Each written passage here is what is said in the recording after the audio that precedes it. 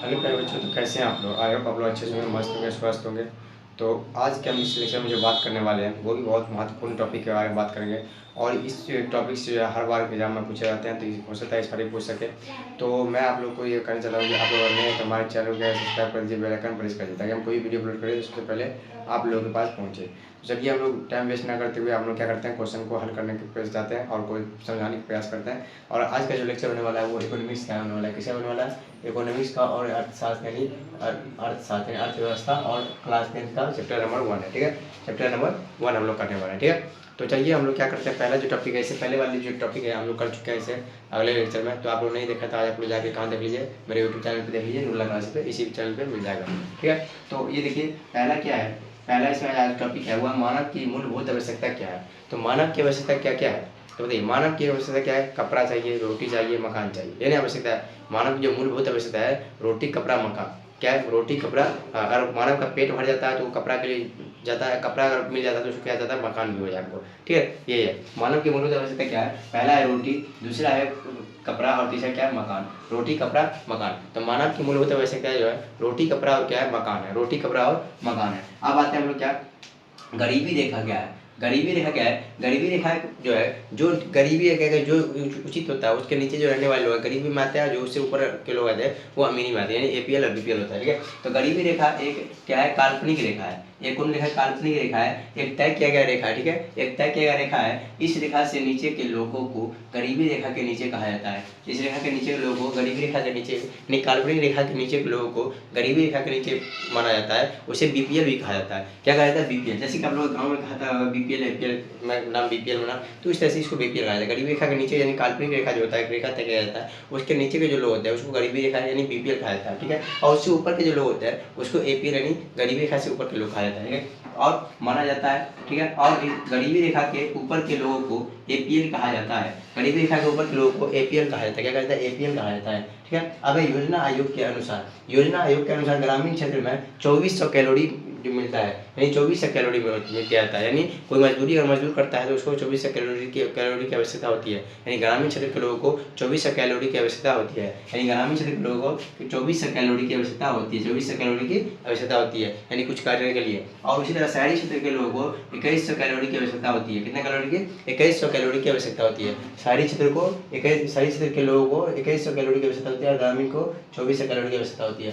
कि व्यक्ति प्रतिपादित किया जाता है, यानी निर्धारित किया गया कि ग्रामीण क्षेत्र के लोगों को जो 2400 कैलोरी मिलता है और शहरी क्षेत्र को 2100 कैलोरी मिलता है। ठीक है, अब देखिए आगे सार्वजनिक वितरण प्रणाली। सार्वजनिक वितरण प्रणाली क्या है कि यानी सार्वजनिक वितरण प्रणाली पीडीएस क्या है कि लोगों को खाने के लिए उसका भोजन उपलब्ध करना सार्वजनिक प्रणाली है। ठीक है, तो लोगों को वितरण प्रणाली क्या है, लोगों को खाने के लिए भोजन उपलब्ध करवाया जाता है। ये प्रणाली जो है, इस प्रणाली के तहत, सार्वजनिक वितरण प्रणाली के तहत लोगों को खाने के लिए भोजन उपलब्ध कराना है। यानी इसके तहत क्या आता है, लोगों को खाने के लिए भोजन क्या करना, उपलब्ध कराना, किसके अंतर्गत? सार्वजनिक वितरण प्रणाली के अंतर्गत आता है।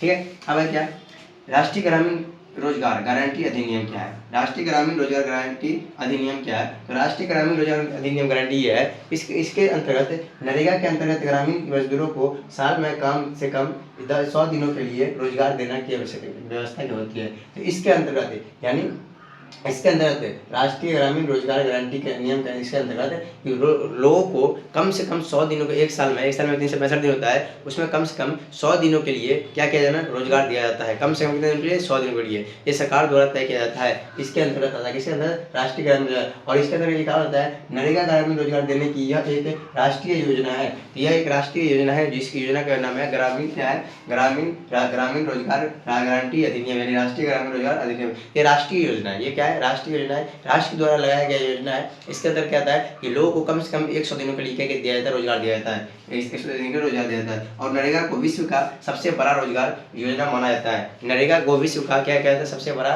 रोजगार योजना माना जाता है। ठीक है, अब क्या है, कृषि जनित उद्योग है। कृषि जनित उद्योग क्या है? कृषि जनित उद्योग क्या है, तो ऐसे उद्योग जिनके उत्पादन में कृषि क्षेत्र के से कच्चा माल आता है, यानी जो कृषि क्षेत्र से क्या कहते हैं कच्चा माल आता है उसे कृषि जनित उद्योग कहते हैं। यानी जैसे क्या करना, आम से क्या अचार बना होता है, अचार बनाना ये कच्चा माल है, ये इसको कहीं और ले जाते हैं, हमको वहाँ से क्या अचार बनाते हैं और फिर उसको क्या करते हैं बेच लेते हैं, इसको क्या कहते हैं कृषि जनित उद्योग कहते हैं। उत्पादन कृषि के क्षेत्र में कच्चा माल आता है और उसे कृषि जनित उद्योग कहते हैं। जैसे आम से अचार बनना, टमाटर से सॉस बनना आदि, इस तरह से क्या है कृषि उद्योग है, ठीक है, कृषि जनित उद्योग है। अब देखिए बिहार के पीछे बनने का कारण क्या है, बिहार के पीछे बनने का कारण क्या है, बिहार के तेजी से बढ़ती जनसंख्या, ये बिहार के पीछे बनने का कारण है। अधिक क्या तेजी से बढ़ती जनसंख्या, आधारित संरचना का अभाव, कृषि पर निर्भरता, यानी हम लोग एक ही चीज़ पर निर्भर रहते हैं, कृषि पर निर्भर रहते हैं, तो उससे क्या होता है कि बेरोजगार, अगर मान लो कृषि पर निर्भर है कि हमको कृषि होगा तो हम क्या करेंगे, खाना पकाएंगे, ये करेंगे वो करेंगे, ठीक है, तो लेकिन कृषि उपजा नहीं, बाढ़ के कारण कृषि पर क्या नुकसान में चला गया,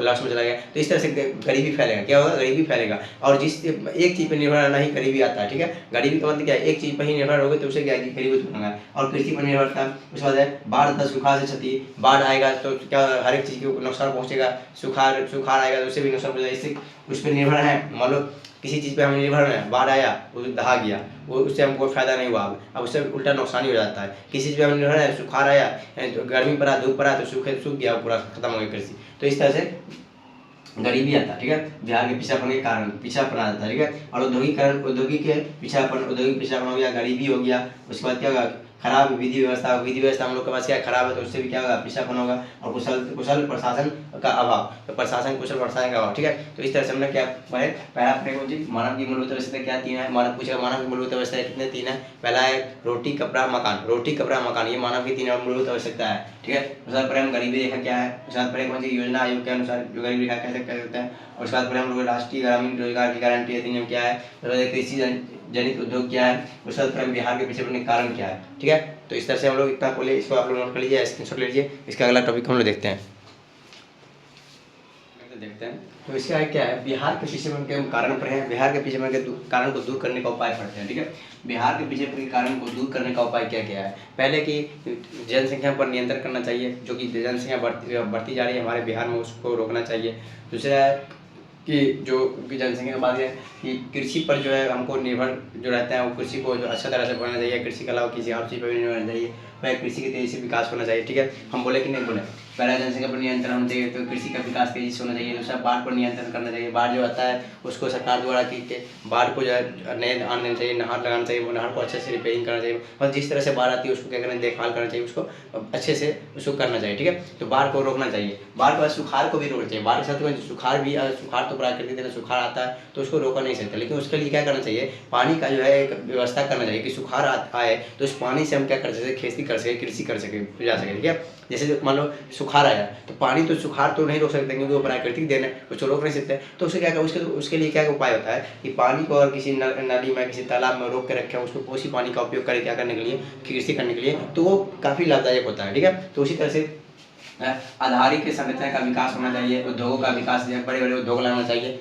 उद्योग बिहार में उद्योग हो जाए तो उससे कृषि पर पीछे पड़ने कारण क्या हो जाएगा, दूर हो जाएगा। देखो बिहार पिछड़ा हुआ है तो उद्योग लगेगा तो उससे रोजगार मिलेगा, उससे क्या होगा पिछड़ापन दूर हो जाएगा, ठीक है। उसके बाद है क्या कि गरीबी को दूर करना, शांति व्यवस्था की स्थापना करना, और क्या स्वच्छ तथा ईमानदारी प्रशासन, और क्या अगला है केंद्र से अधिक मात्रा में से क्या करें संसाधनों का क्या करना हस्तांतरण होना, ठीक है। तो ये है पिछड़ेपन को दूर करने का क्या उपाय है, बिहार के पिछड़ेपन के कारण को दूर करने का ये उपाय है, ठीक है। इतना कोई दिक्कत नहीं। अब देखिए उसके बाद क्या है कि बिहार के विकास की स्थिति कैसा है, बिहार के विकास की स्थिति के बारे में हम लोग जानेंगे कि बिहार के विकास कैसे होगा, बिहार का विकास कैसे हुआ, अब यहाँ तक जो है तो कैसे आया, क्यों नहीं बिहार के विकास हुआ, उसके बारे में बिहार के विकास की स्थिति, तो हम उसके बारे में जानेंगे कि बिहार का इतिहास काफ़ी गौरवशाली रहा है। बिहार का जो इतिहास है पहले के ज़माने में वो काफ़ी गौरवशाली रहा है, ठीक है। जहाँ गौतम बुद्ध को भी ज्ञान प्राप्त हुआ है था, यहाँ से बिहार में ही किसको गौतम बुद्ध को ज्ञान मिला, जो गौतम बुद्ध है उसको क्या बिहार में ही क्या मिला ज्ञान मिला। उसके बाद क्या है महावीर ने शांति का संदेश यहीं दिया था। तो महावीर ने शांति का संदेश, वहीं महावीर ने यह संदेश दिया था कि बिहार में बहुत शांति है, बहुत क्या है शांति, यहाँ ज्ञान भी बहुत ज़्यादा अच्छा मिलता है, इस तरह से संदेश दिया था। इसलिए कहते हैं कि अगर गणितज्ञ कहीं भी है तो बिहार इतना गणितज्ञ कहीं नहीं है, ठीक है। अगर देखा जाए कि गणितज्ञ, गणित के मामला में अगर जिसके पास गणित का नॉलेज है वो बिहार में ही है, उसके अलावा जितना नॉलेज बिहार में गणित का व्यक्ति पास, उससे ज़्यादा कहीं नहीं है, कोई भी स्टेट में नहीं है। तो क्योंकि गणितज्ञ बिहार में ही पैदा हुए, ठीक है, क्योंकि यहाँ पे ज्ञान का अभाव है, ठीक है। अब कहते चंद्रगुप्त, अशोक और शेरशाह सूरी और कुछ गुरु गोविंद, ये सब वीर सिंह और बाबू वीर कुंवर सिंह, देशांतर डॉक्टर राजेंद्र प्रसाद का जन्म इसी बिहार से हुआ है। ये सभी बड़े बड़े जो लोग थे उन सभी का जन्म हमारे बिहार में ही हुआ है। जैसे कौन जी, गौतम बुद्ध का भी ज्ञान मिला है और वहाँ भी शांति संदेश यहाँ दिया है, और चंद्रगुप्त, अशोक और शेरशाह सिंह, मतलब बड़े बड़े लोगों का क्या हुआ, जो बड़े बड़े ज्ञानी सब थे उन सब का जन्म हमारे बिहार में ही हुआ है, ठीक है। अब बिहार में ही महात्मा गांधी ने चंपारण आंदोलन का शुरुआत किया था, क्योंकि वो भी बिहार में ही चंपारण आंदोलन क्या किया था, शुरुआत किया था, ठीक है। और नायक जयप्रकाश ने संपूर्ण क्रांति का नारा दिया था, कहाँ से, बिहार से ही दिया था। पूछेगा कि कौन संपूर्ण क्रांति का नारा किसने दिया था, संपूर्ण क्रांति का नारा किसने दिया था, क्या बोलेगा, नायक जयप्रकाश ने। संपूर्ण क्रांति का नारा, यहाँ से एक ऑब्जेक्टिव बन गया कि संपूर्ण क्रांति का नारा किसने दिया था, तो नायक जयप्रकाश ने दिया था, ठीक है। और चंपारण आंदोलन का जो है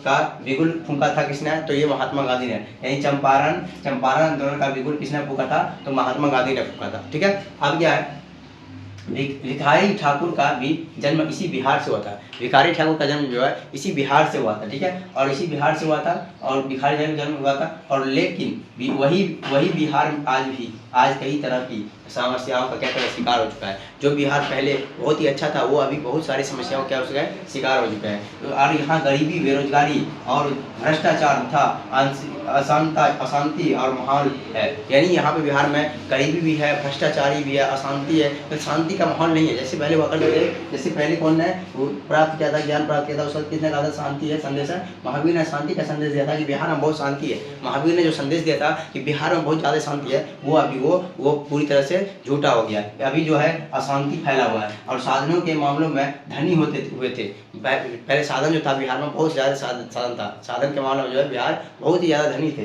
बहुत ही ज़्यादा क्या धनी हुए भी। बिहार की स्थिति अभी क्या है, दयनीय है, बिहार की स्थिति दयनीय है। और आज बिहार अति पिछड़े राज्यों में जाना जाता है, यानी आज जो बिहार को पिछड़े राज्य में गिना जाता है। तो इसी कारण है ये बिहार की स्थिति इस तरह से था, पहले इस तरह से था और धीरे धीरे इस तरह से चला पिछड़े राज्य में गया। तो ये आयोग आप लोगों को समझ में आ गया होगा। तो आज हम इस लेक्चर को यहाँ खत्म करते हैं, और आज जो है इकोनॉमिक्स से पहला चैप्टर खत्म हो चुका है। तो हम लोग अगले लेक्चर में करेंगे जो आप लोग बताइएगा कौन सा चैप्टर पढ़ाएं या कौन सा नया बुक पढ़ाएं। तो थैंक यू, धन्यवाद।